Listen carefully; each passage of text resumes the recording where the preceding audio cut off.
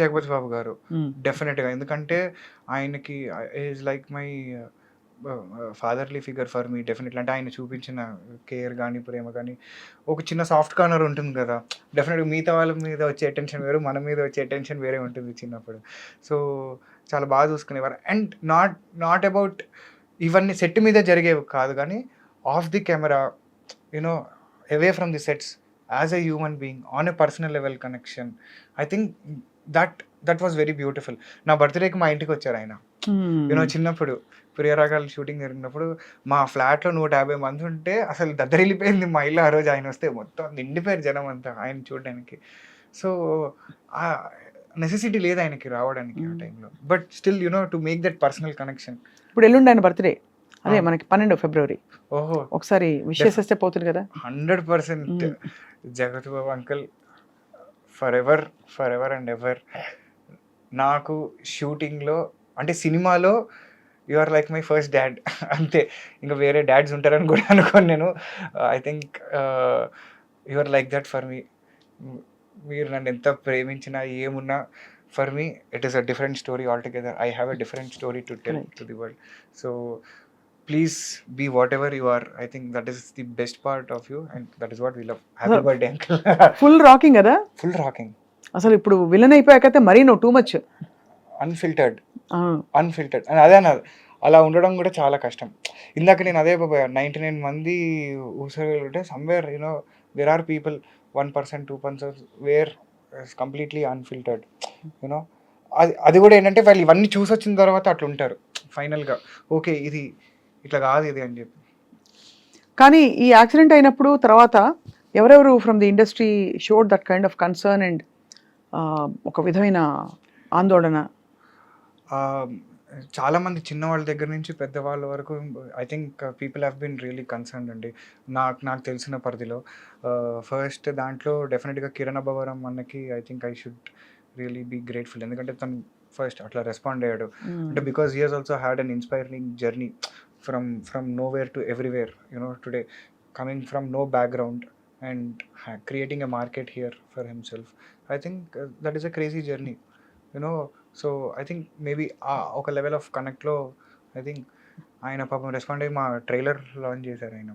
So I think so కానీ అంటే big boss వాళ్ళు చాలామంది, Divi, Priyanka Singh, Arjun Ambati, there so many people who have shown. మాకు నిజంగా కళ్ళలోంచి నీళ్ళు వచ్చాయి అవి చూస్తుంటే. హైలైట్ ఏంటి తెలుసా, ఇప్పటి వరకు మా ఇంట్లో వాళ్ళు చూడలేదు ఆ వీడియో. నేను చూపించలేదు ఇప్పటివరకు వాళ్ళకి, because I did not want them to see that. అరే వాళ్ళు అనవసరంగా చూసి తట్టుకోలేరనే ఇన్ని రోజులు నేను I have never talk to them about it or I have never showed them this footage. They have not seen those images, nothing అనమాట. First time జనంతో పాటు వాళ్ళు చూస్తున్నారు. ఎందుకంటే I don't want them to see that angle of my. ఇప్పుడు కూడా ఏంటి అంటే really not keen on this overshadowing the film అనమాట. బికాస్ ఫర్ మీ ఇది ఓకే. అంటే ఇక్కడ ఇది it's not just in the context of accident. ఒక సినిమాకి ఏర్పడిన అవాంతరాలు కూడా అనే యాంగిల్లో big story. Come on, give me 6 years back what a freak accident, then corona, then you recovered, you complete the film. అసలు సెట్ లో ఎవరు చూడలేదు అంటే అలాంటి వాళ్ళ ఒక్కొక్కళ్ళకి 20 ఏళ్ళు 25 ఏళ్ళు ఎక్స్పీరియన్స్ ఆ సెట్ లో. ఏంటి క్రెయిన్ డిపార్ట్మెంట్, ఆర్ట్ డిపార్ట్మెంట్ పనిచేసిన వాళ్ళు ఒక్కొక్కళ్ళకి ఏమైంటుంది ఏంటోనండి మరి అసలు I don't know. In retrospect ఇప్పుడు ఇంకోసారి దూకమంటే ప్లీజ్ దూకద్దు ఎక్కడ. అసలు ఇప్పుడు ఐఎమ్ లైక్ వెరీ కేర్ఫుల్. చెప్పాకండి definitely you have to learn, every day is a learning. So కొన్ని దగ్గర అమ్మో దట్ ఎక్స్పీరియన్స్ అయిపోయింది. New experience all together that I want to watch. జాతకం వేయించారు అమ్మ వాళ్ళు, టిపికలీ ఇలా చేస్తూ ఉంటారు కదా, అవన్నీ ఉంటాయి వాళ్ళవి. అంటే నేను చెప్పా కదా, వాళ్ళు నమ్మే పద్ధతిలో నేను నమ్మను, నేను నమ్ముతాను అవి. బట్ ఇట్ ఈస్ ఓన్లీ నా పద్ధతి వేరేలా ఉంటుంది కొంచెం. My ideologies, my basics towards them are little different and maybe I think more practical. So ఇప్పుడు ఇద్దరు హీరోయిన్లతో కదా your role in Nidrinchu Jahapana. So ఒక నిద్రపోతున్న అబ్బాయి నెలల తరబడి నిద్రపోతే ఏం జరుగుతుందో అదే కదా కథ. అదే కదా, అది నేను చెప్పలేనండి. అంతకంటే నేను చెప్పలేను, నాకు తెలుసు, మొత్తం తెలుసు నాకు, కానీ నేను చెప్పలేను. అంతకంటే నేను చెప్పలేనండి. ఎందుకంటే మేము బిలీవ్ చేసిందే ఆ కిక్ జనాలకి వేయాలని. అంటే see we're not a huge film where we can tell of this. నా మేకింగ్ వచ్చి చూడు, హౌ లావిష్ ఇట్ కానీ ఇస్. చాలా బాగుంది, ఇంట్రెస్టింగ్ కాన్సెప్ట్ Yeah. అనొద్దు, it's a huge film in itself. ఒక The కొత్త story concept. itself is huge. అందుకని we want people to watch that hugeness on the screens అన్నమాట, because we have kept it for that. Because అంటే మిగతా ఆస్పెక్ట్స్లో definitely ఇప్పుడు మాకు మేము face చేసిన సిచ్యువేషన్స్కో లేకపోతే జనరల్గా ఇండస్ట్రీలో డెబ్యూ ఫిలిమ్స్కి ఉండే కష్టాలు, for what ever reasons happened, డెఫినెట్గా కొన్ని ఫ్లాస్ ఉంటాయి. పెద్ద పెద్ద సినిమాలకు కూడా ఫ్లాస్ ఉంటాయి, but they aim towards more perfection. అంటే వాళ్ళ విజన్కి 60%, 70%, 80% based on the money they have, or based on the network they have, based on the team they have, అట్లా క్లోజ్ టు పర్ఫెక్షన్ వెళ్తుంటారు. మంది ఎక్కడంటే కొంచెం అట్లా కింద ఉంటుంది, ఎందుకంటే మన సిచ్యువేషన్స్ అవి. That's okay, but story it self is a huge thing. Okay, మన దగ్గర ఇది ఉంది, ఇది వచ్చి చూడండి మీరు, మిగతావన్నీ ఉంటాయి, that's okay, fine. Yeah. You're truly an old soul. అంటే ఓల్డ్ సోల్ అంటే తెలుసు కదా, యూనో కదా, లేదండి, అంటే బాగా ఎన్నో జీవితాలు అనుభవించి విషయాలు తెలుసుకున్నా. ప్రాబబ్లీ ఇది నా లాస్ట్ జన్మ అనుకుంటున్నా. మరి అలా అనొద్దు, అలా అంటే అది మోక్షానికి అఫ్ కోర్స్ అది బానే ఉంటుంది. అంటే మేబీ 6 చూసి 7వ దాంట్లో నడుస్తుందేమో కరెక్ట్. ఎందుకంటే సీరియస్లీ బికాస్ అంత మెచ్యూరిటీ రావడం. బట్ ఇప్పుడు మరి సినిమాలను ఎలా అప్రోచ్ అవుతున్నావు ఆనంద్? అంటే always my approach towards cinema was ఒకటే, ఫైనలీ జనాలకి ఒక కొత్త ఎక్స్పీరియన్స్ ఇవ్వాలి ఇన్ వాట్స్ ఎవర్ మేనర్. నా తపన అది. అంటే when it comes to especially cinema, ఎందుకంటే నేను పెరిగిందంతా ఆర్టీసీ క్రాస్ రోడ్స్లో అండి. నా 25 ఏళ్ల జీవితం ఉంది అక్కడ ఆర్టీసీ క్రాస్ రోడ్స్లో. సో నేను సంధ్యాలో సినిమాలు చూస్తూ పెరిగా, ఓడియన్లో సినిమాలు చూస్తూ పెరిగా, సుదర్శన్లో, దేవిలో, సప్తగిరి, హార్డ్ కోర్ ఇంకా సినిమా అక్కడ పెరిగా నేను. అక్కడ ఎవ్రీ మూవీ థియేటర్ మధ్యలో, ఆ గోల మధ్యలో, విజిల్స్ మధ్యలో. అంటే నాకు నిజంగా ఈ మధ్య అదే బాధ ఎందుకు అనిపిస్తుంది అంటే, జనాలు థియేటర్లకి రావడం తగ్గించారు.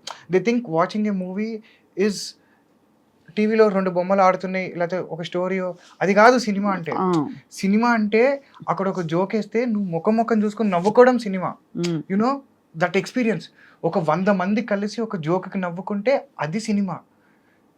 అక్కడ ఒక రొమాంటిక్ సీను, ఒక లవబుల్ సీను జరిగితే నువ్వు నీ లవర్ ముఖం చూసి అని అనుకోవడం cinema. For me that experience in the theatre, that audio, that visual, ఒక జనాలు రెస్పాన్సు, అది సినిమా నాకు. సో ఫర్ మీ ఆ ఎగ్జైట్మెంట్ జనాలకి ఇవ్వాలి. ఇది కదా జనాలకి కావాల్సింది, ఇట్లాంటిది ఒక సినిమా వస్తే. ఎందుకంటే I love cinema like that. నా జీవితంలో అది ఒక 2 గంటలు అన్నీ మర్చిపోయేలా చేస్తుంది నాకు. ఒక అద్భుతమైన అనుభూతిని ఇస్తుంది. తెగ చూస్తావు సినిమాలు? అన్నీ చూస్తాను. ఏది వస్తే అది అట్లా చూస్తూ ఉండడమే అంతే. అది ఇది అని ఏం లేదు. ఏదో అంటే బికాజ్ నాకు తెలుసు కష్టాలు ఎట్లుంటాయి ఏంటి అని. సో నేను యాక్చువల్గా ఎవరి దాంట్లో కూడా పెద్ద గేమ్ తప్పులు ఎత్తుక్కోను అనమాట. వాడేం మంచి చేసి ఉంటాడు, వాడి దాంట్లో ఏదో ఒకటి ఉంటుంది కదా, వాడిది ఏదో బలం ఉంటుంది, వాడి స్ట్రెంత్ ఏదో ఉంటుంది దాంట్లో, వాడికి ఏమొచ్చు దాంట్లో బాగా. సో ఈ యాంగిల్లో చూస్తూ ఉంటా. తప్పులు ఎత్తుక్కోవడం ఏముందండి, చాలా ఎత్తుక్కోవచ్చు తప్పులు, జస్ట్ ఎతకడం ఒకటి స్టార్ట్ చేయాలంతే. ఇఫ్ యూ స్టార్ట్ డిగ్గింగ్, అవును, వాట్ ఈస్ ది ఎంత దూరమైన వెళ్ళొచ్చు క్లియర్లీ. కానీ ఇప్పుడు వ్యాలంటైన్స్ డేకి వస్తున్న ఈ సినిమా Nidrinchi Jahapana, it's about a love story, unusual love story. Unusual love story. What do you feel about what is love?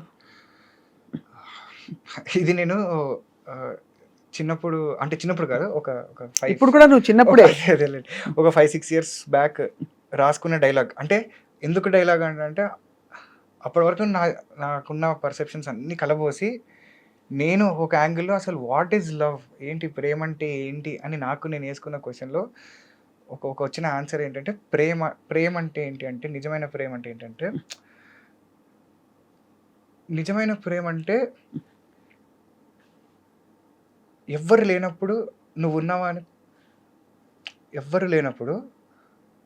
ఉన్నావని సంతోషపడటం కాదు, అందరూ ఉన్నా నువ్వు లేవని బాధపడటం.